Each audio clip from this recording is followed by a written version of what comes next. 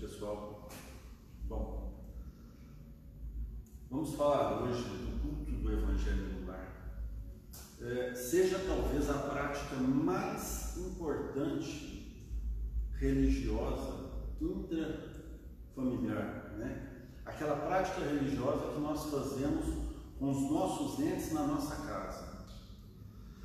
E embora nós estejamos falando de culto no lar, culto do Evangelho, no âmbito espírita, não se trata de uma atividade espírita, creio eu que a maior parte das religiões trabalha com o culto no lar.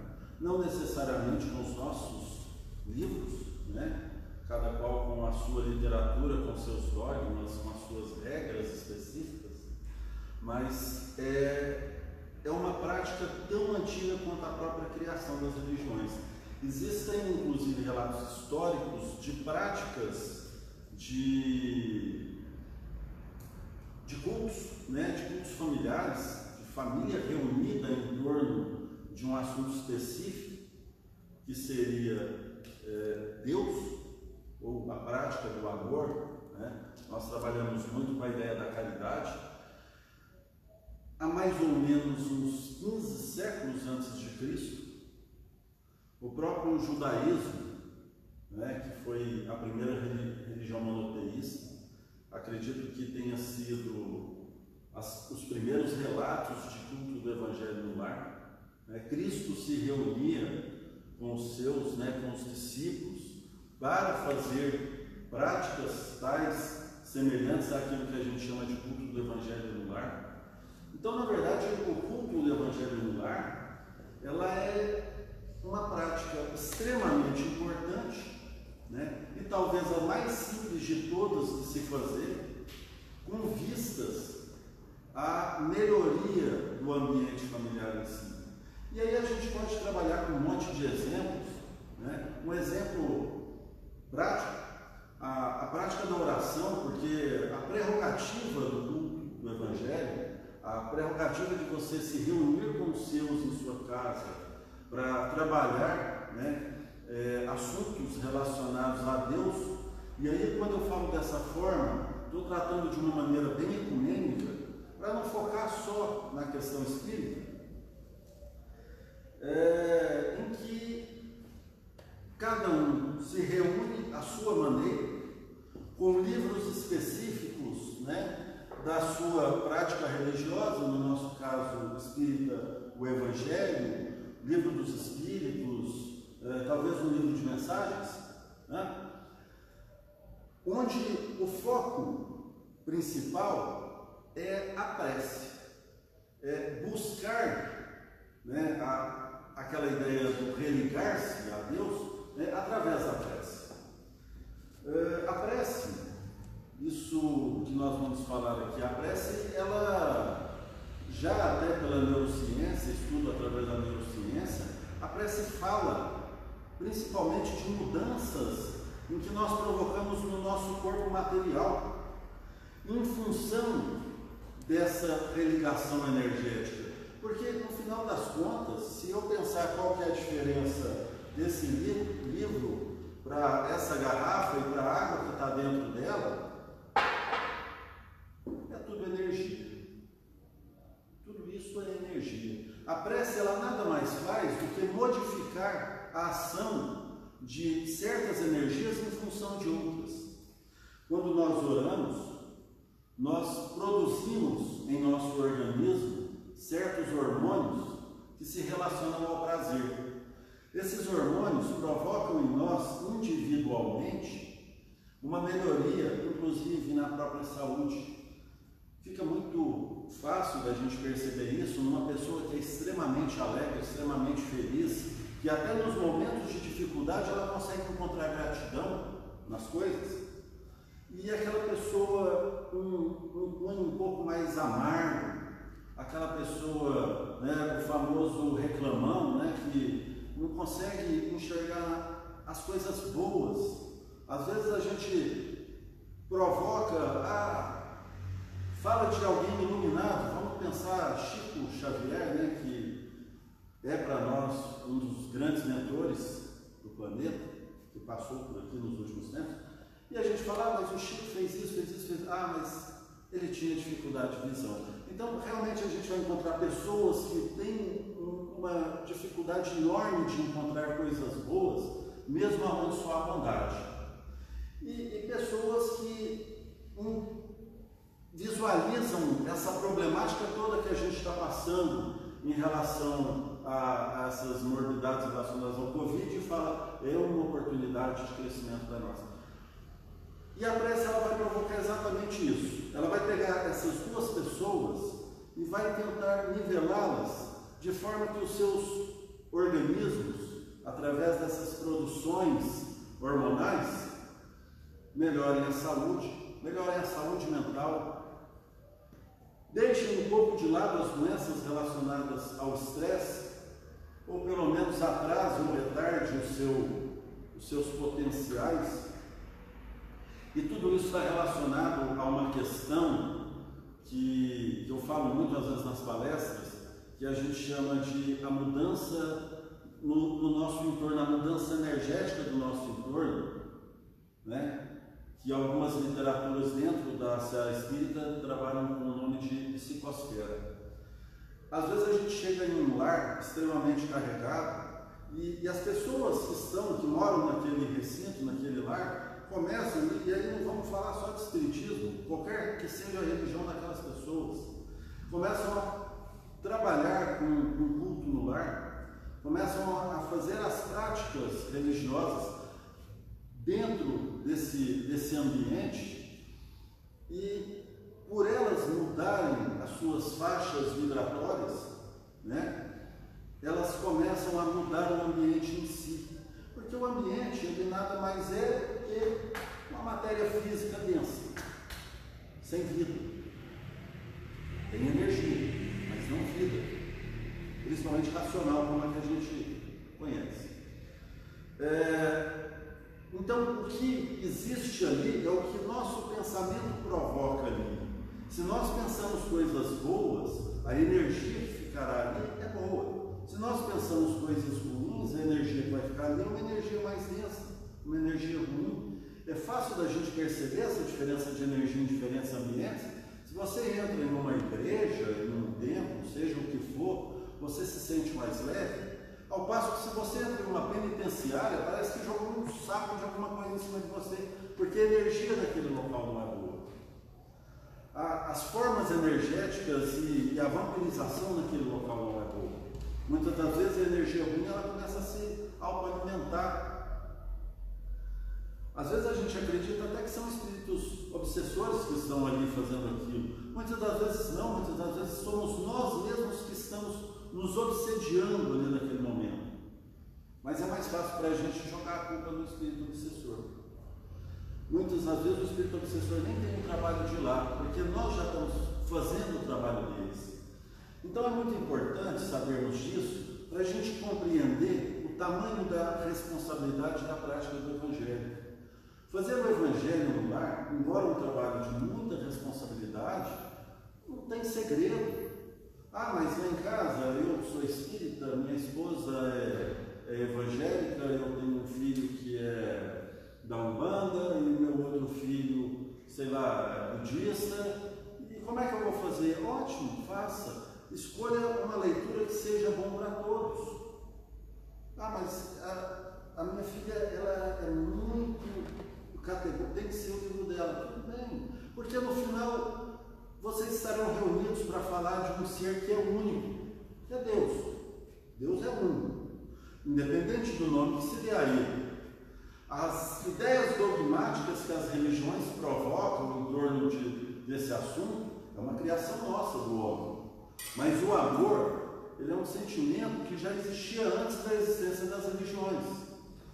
A essência mental que nós temos de Deus, ela é tão antiga quanto o próprio homem.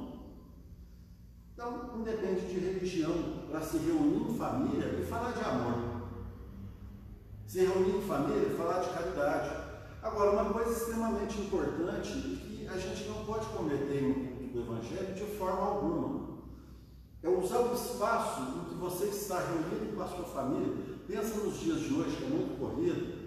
Muitas das vezes é difícil juntar a família. Então, se tem aquele espaço, use ele para realmente falar de amor, use ele para realmente falar de... e não para contar o erro do outro. Está lá lendo o livro, aí vê uma parte em que fala, por exemplo, do respeito dos filhos para os pais, né? Vai falar que naquele dia você bem que me respondeu, né? Estava com queixo duro, minha mãe falava que eu tinha queixo duro, estava com queixo duro. Então não use aquele espaço para cobrança, use aquele espaço para conscientização, porque a mudança de hábito ela só vai acontecer com a conscientização. Não vai adiantar usar aquele espaço para o puxão de orelha. E não é esse o foco de qualquer culto no lar, seja do nosso espírita, seja de um culto de qualquer outro cunho religioso. E como preparar um ambiente para um culto no lar? Eu escutei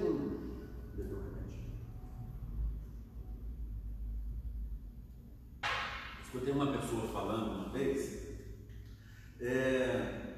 uma coisa muito importante que ela falava é ter um ambiente específico para aquilo, é fazer sempre no mesmo ambiente e preferencialmente não usar esse ambiente para questões viciosas. Por exemplo, no mesmo ambiente que eu vou fazer o culto, na minha casa eu faço aos domingos, no mesmo ambiente que eu vou fazer o culto, eu vou usar o carteado, eu vou usar para servir uma bebidinha para os amigos.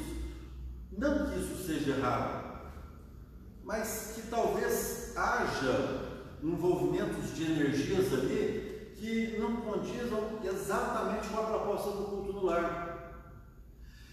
Nessa fala teve um palestrante norte-americano que falou que ele tinha uma sala na casa dele só para isso.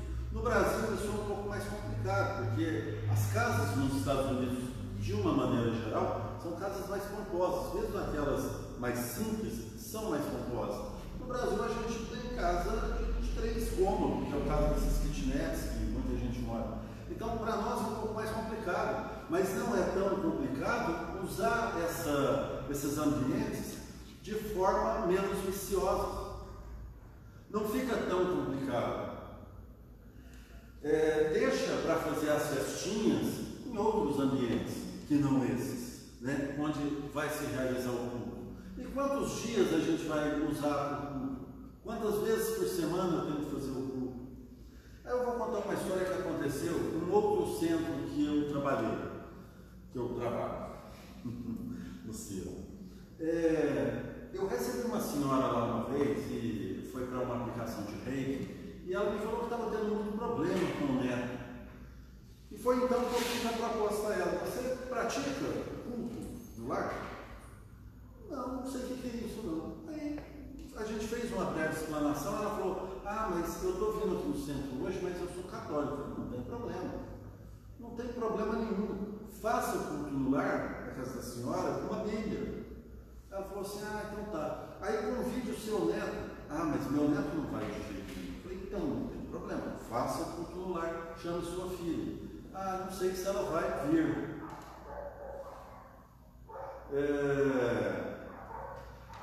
Não sei se ela virá. Então, eu falei: faça sozinha, mas faça. Porque embora a Bíblia diga, onde houver 2 ou mais em meu nome, lá eu estarei, eu peço licença aos espíritos que estão na casa para dizer que onde houver um em nome do amor, lá haverá anjos, haverão mentores, haverão pretos velhos, haverão orixás, ou seja lá qual seja o nome que você dê para essas energias dentro da sua prática religiosa. Mas se você se reúne com você mesmo em nome do amor, você receberá amor em troca. Então, conversando isso com essa senhora, ela se prontificou: vou fazer. Eu falei: olha, escolhe um dia, escolhe um horário e faça. No final, pega um copinho de água, pede para o seu anjo da guarda abençoar e toma essa água. No outro domingo ela foi: olha, já estou fazendo, mas ele ainda está muito revoltado. Isso foi uma novela, né?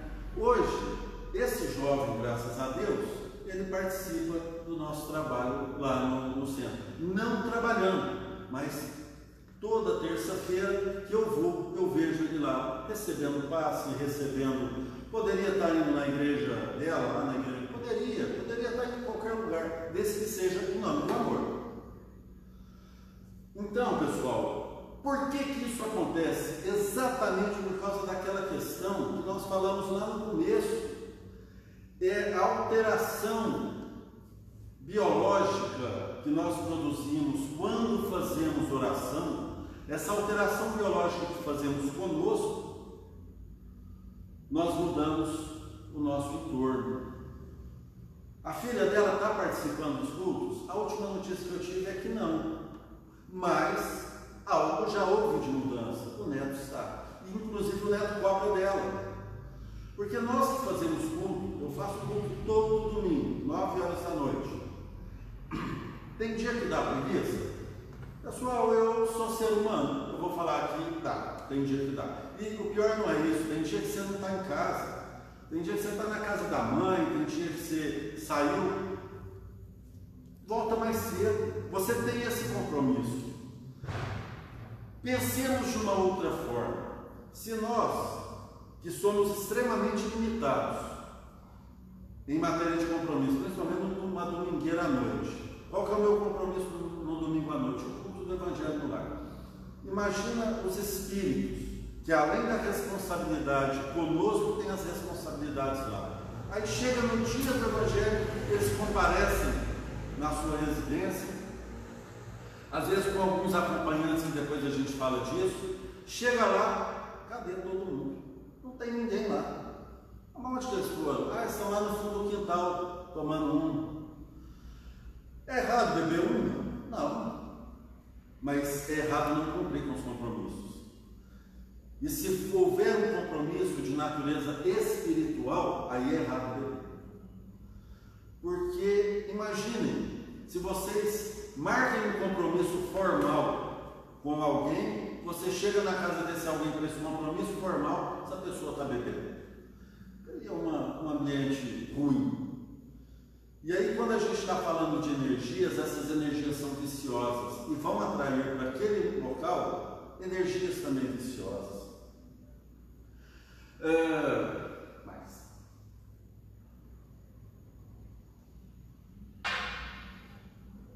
Há quem defenda a prática do Evangelho no lar todos os dias da semana. É necessário?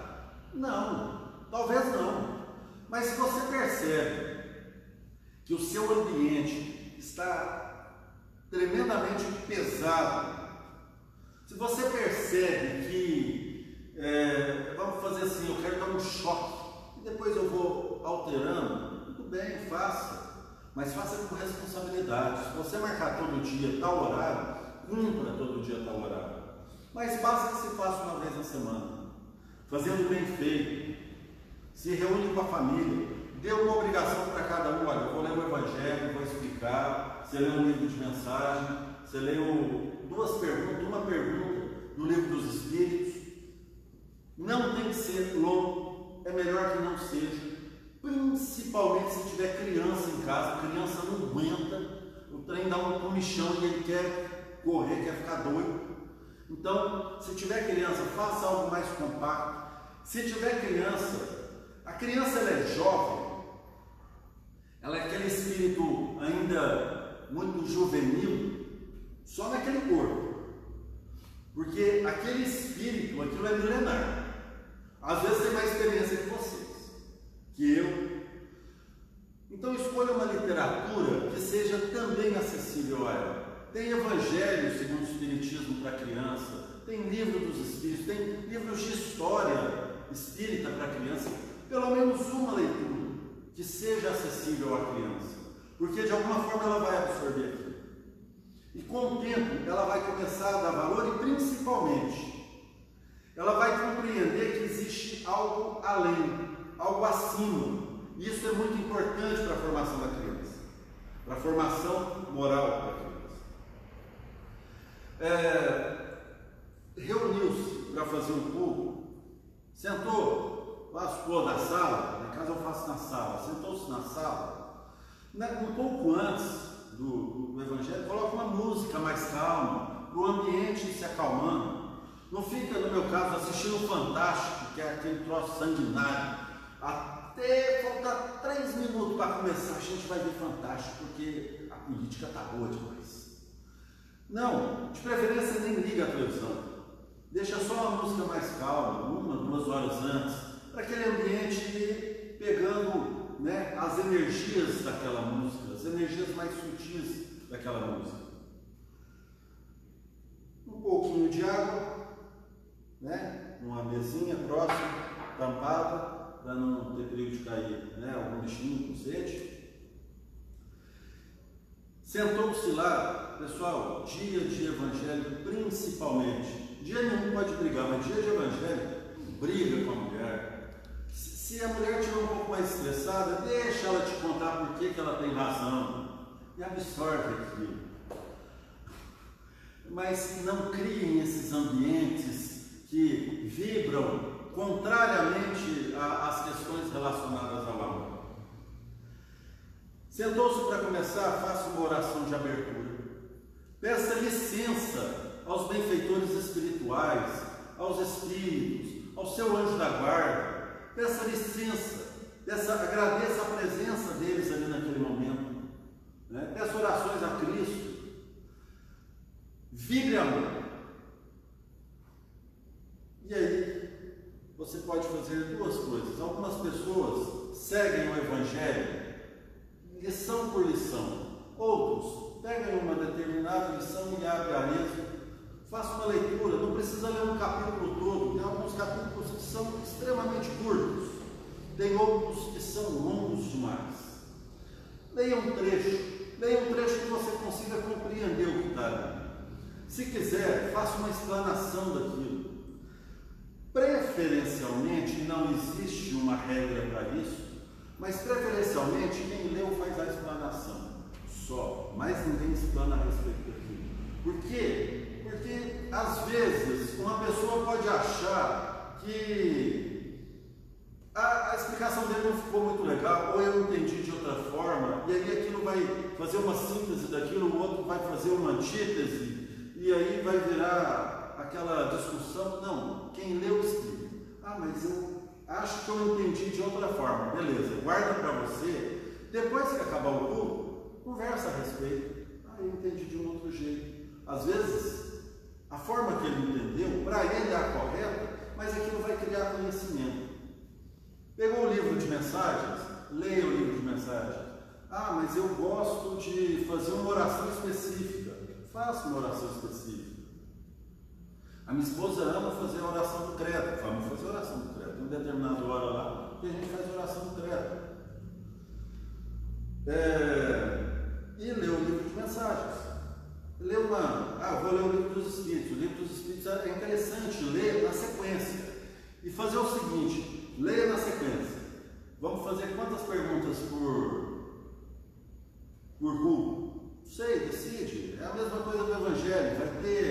Vai ter momentos ali que você vai ter perguntas com a resposta desse tamanhozinho. Dá para fazer umas 3 perguntas. Vai ter pergunta que você vai ter 4 páginas de resposta. Às vezes nem aquela resposta você vai conseguir terminar ela num único dia. O interessante do livro dos Espíritos é fazer a sequência dele, porque ele é o primeiro livro do Espiritismo. Ele vai trazer uma gama de conhecimento enorme. E quando chegar no final dele, o que faz? Começa lá no começo de novo. É tão interessante o livro dos Espíritos, quando você começa no começo, você fala assim: poxa, mas eu não lembro ter lido isso. De tanta informação que ele tem. Foi escrito há 150 anos e a maioria de nós ainda não conhece 1/10 do que está ali. E quando conhece, às vezes não compreende a dimensão daquilo. Até porque as dimensões do conhecimento espírita nosso ainda é muito reduzido, perto de tanta coisa que ainda vai surgir.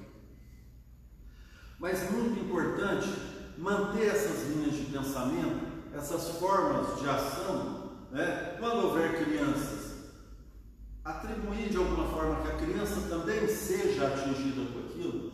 Quando eu disse que às vezes a gente tem que agradecer aos espíritos que vêm e aos visitantes que são trazidos, quando um culto é levado muito a sério, muitas das vezes os mentores espirituais trazem com eles espíritos sofredores que precisam de alguma forma receber luz, compreensão daquilo que estão passando, porque muitos espíritos ao desencarnarem sequer sabem que estão naquela condição de desencarnados, né?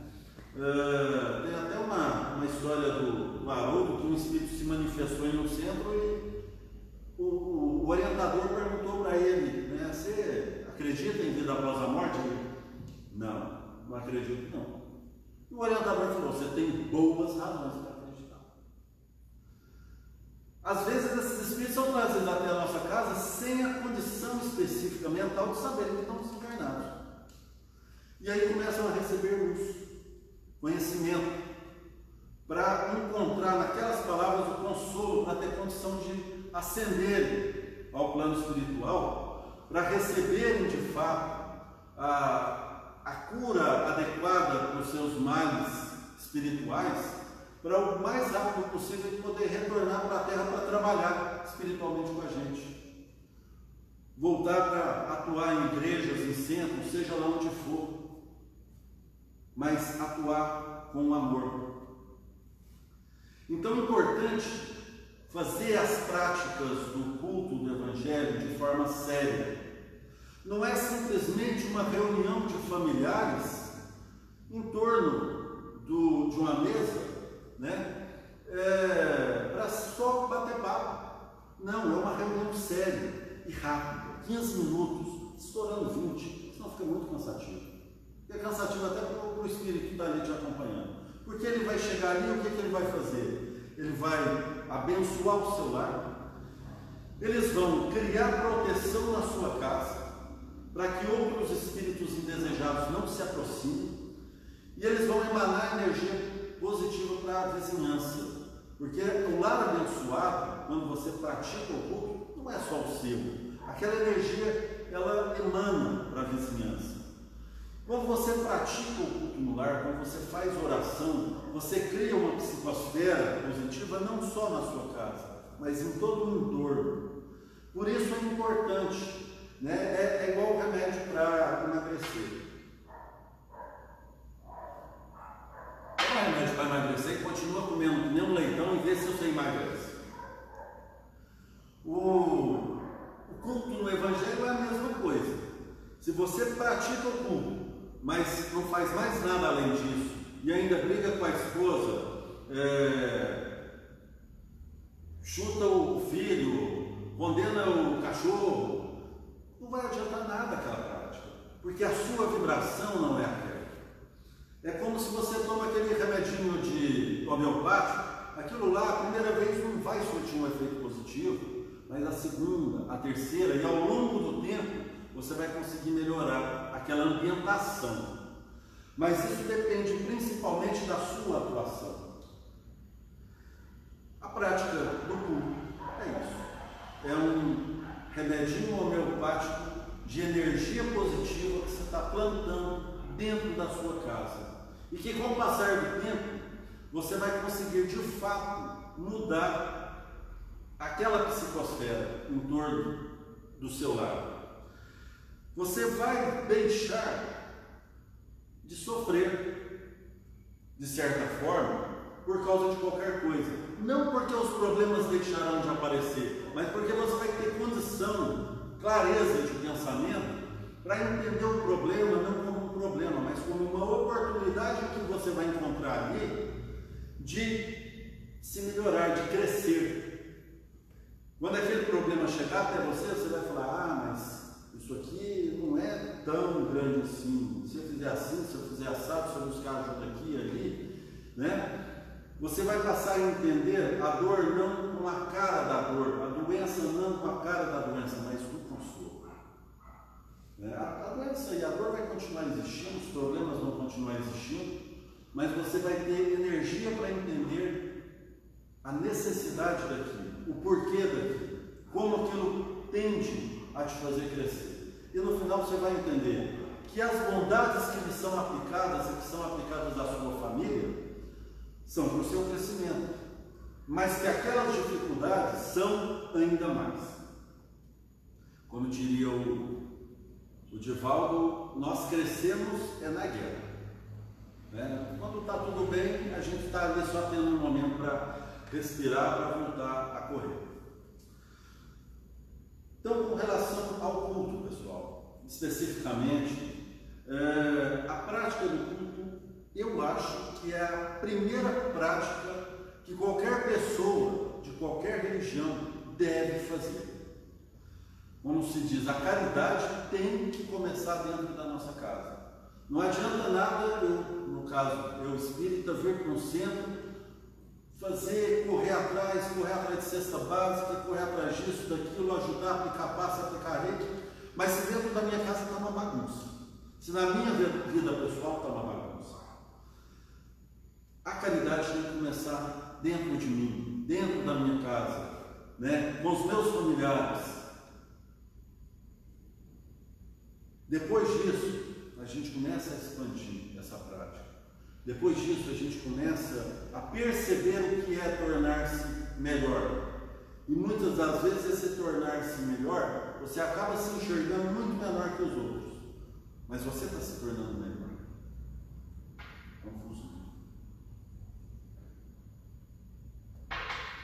Eu lembro, tem uma fala do Chico que eu acho muito legal.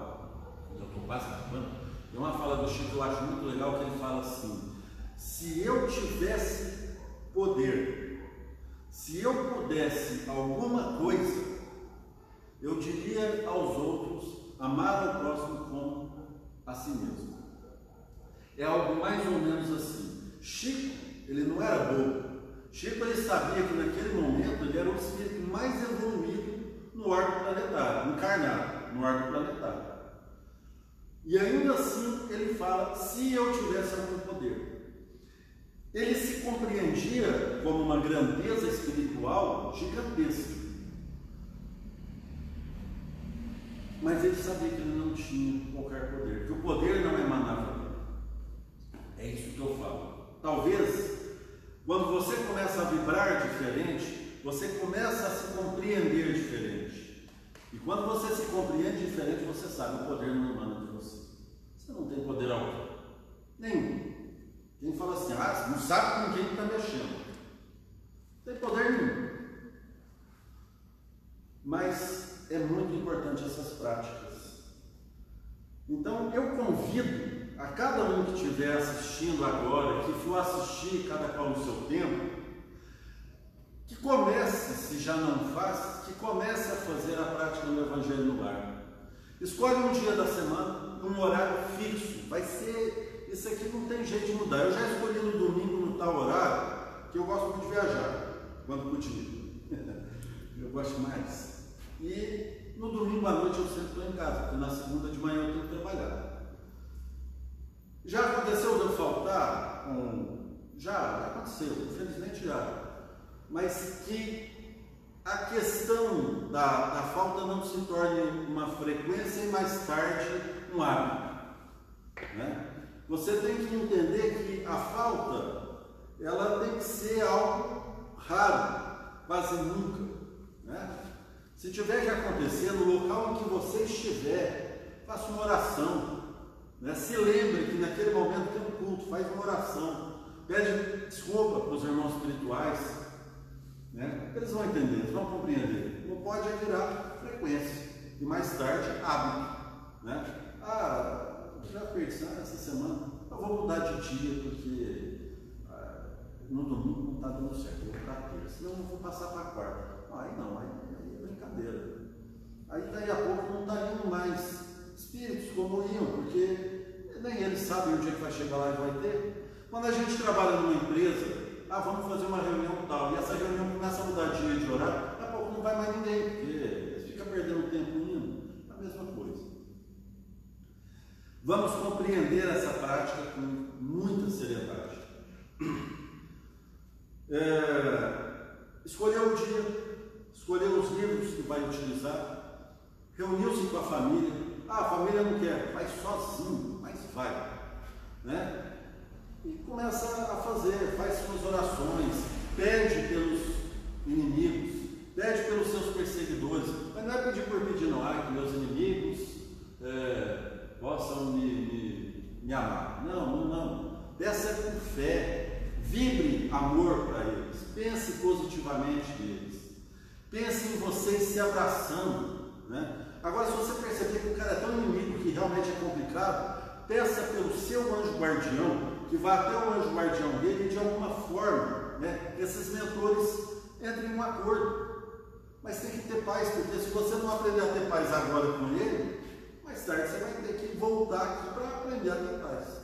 E talvez lá seja pior, você nem vai lembrar por que eu não gosto de você. Terminou o culto do Evangelho, né? Pediu pela frutificação daquela água que você deixou lá, pega um copinho de água, bebe, desliga os aparelhos eletrônicos, se tiver música ali, deixa aquele ambiente descansar até o outro dia. Terminou o culto, não vai ligar o Fantástico lá para ver o sangue escorrer na tela, não. Deixa aquele ambiente descansar até o dia seguinte, né? E, como eu falei, tenta manter esse ambiente o menos vicioso possível, né? Eu vou fazer na copa. Ótimo, a copa é um lugar ótimo, que é um lugar que você se alimenta, né? Eu vou fazer na sala, não, tem um quartinho no fundo de casa, eu vou preparar aquele quartinho, vou fazer só nele. Ótimo. Qualquer que seja o lugar, até no quintal, se quiser. Mas que seja um ambiente mais agradável, né? Menos ruidoso, né? E é isso, pessoal. Então eu queria deixar esse convite para cada um que nos ouvir aqui. Comecem a fazer o culto do Evangelho no lar. Vocês vão perceber como é bom, como você melhora a vibração no interior da sua casa, como você melhora a relação com seus parentes, com seus entes ali, filho, marido, sogra, seja lá quem for. Vocês vão perceber como melhora. Não é assim, está falando por final, não estou falando por falar, não. Melhor assim. Terminou, guarda tudo e, se for à noite, vai dormir. Você vai ver o tanto que vai ser um sono tranquilo. Pessoal, agradeço de coração a todos. O tempo está chegando